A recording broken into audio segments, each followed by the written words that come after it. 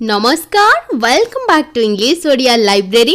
तेबे दर्शक बंधु आज वीडियो रे हमने डिस्कशन करबा विभिन्न प्रकार मसला को इंग्लिश रे कोन कुहा जाय, different spices names in English. तेबे चलंतु देखिबा आज वीडियो। आज प्रथम शब्दटी हेउची दालचीनी। दालचीनी एक मसलार ना।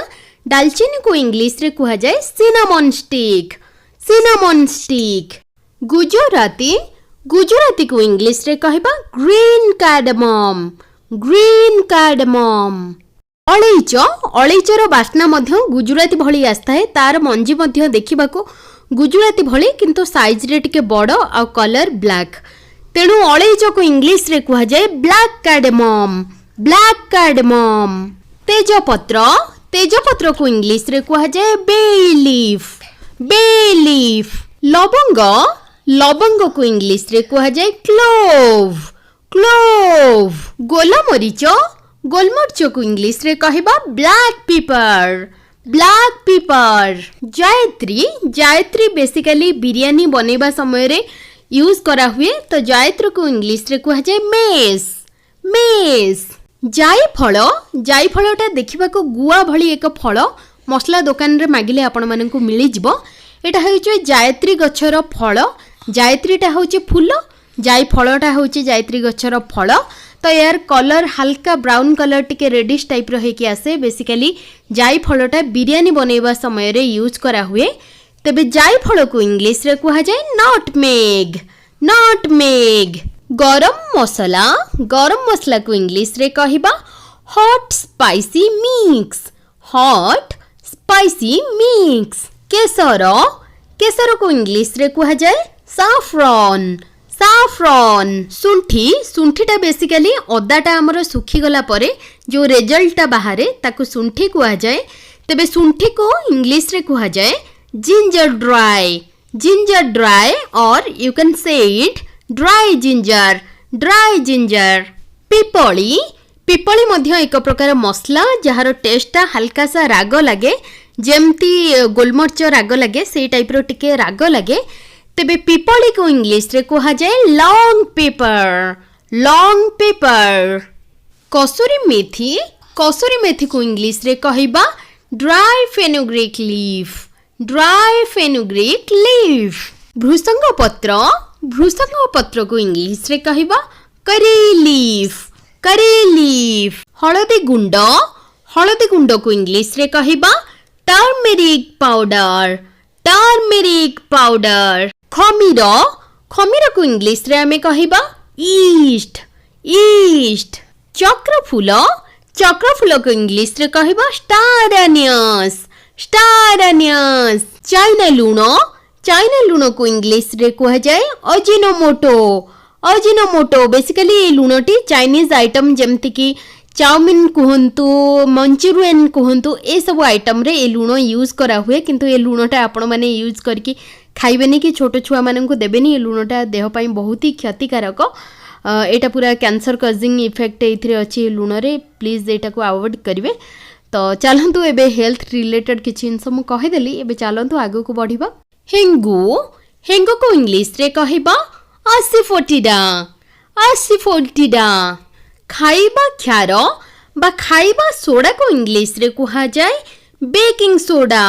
बेकिंग सोडा और आपण माने कहि परिबे एहा को कुकिंग सोडा। Cooking soda.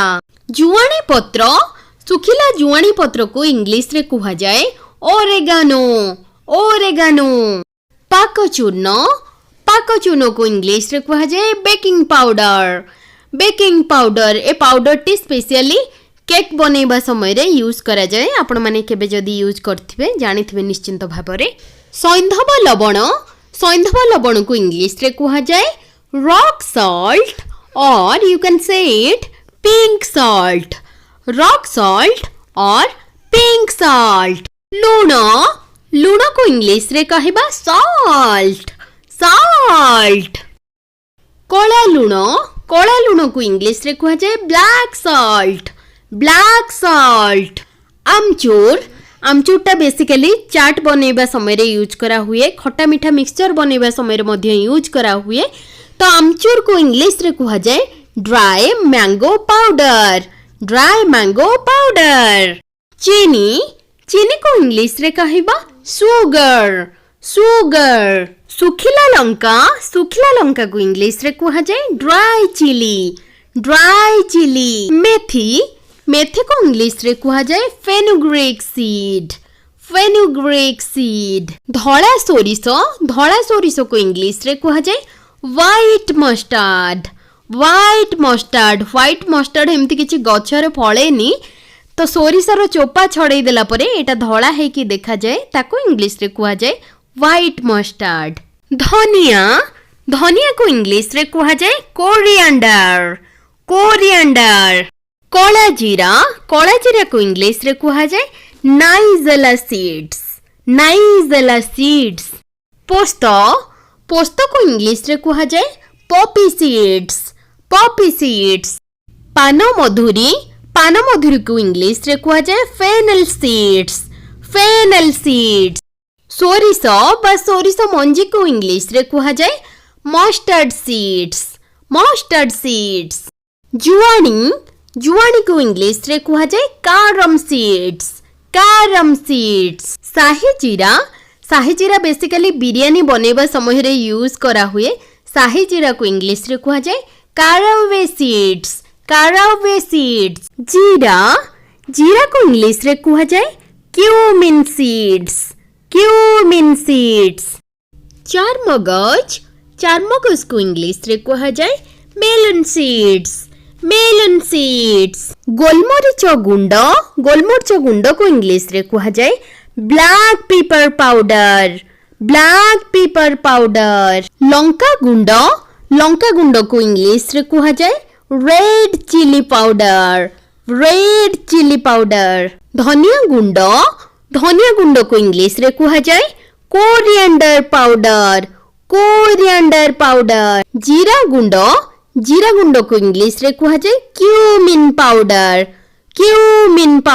पथर फूल आपण माने मसलार ना शायद नुआ शुणुथिबे बहुत लोक थिबे तेबे ए जो पथर फूलटी अछि एटा गरम मसला बनेबा समय रे सबु मसला सहित मिसिकी एटा को ग्राइंडिंग करा है कि बना हुए तेबे पथर फूल को इंग्लिश रे कहा जाए ब्लैक स्टोन फ्लावर